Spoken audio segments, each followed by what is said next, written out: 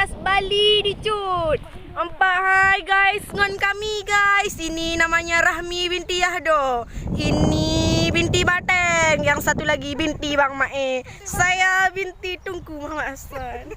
Guys, lihat guys, ada gerepoh manuk guys di Pasi. Kejadian yang sangat aneh guys, kebua dong guys. Di Pasi banyak kebua guys.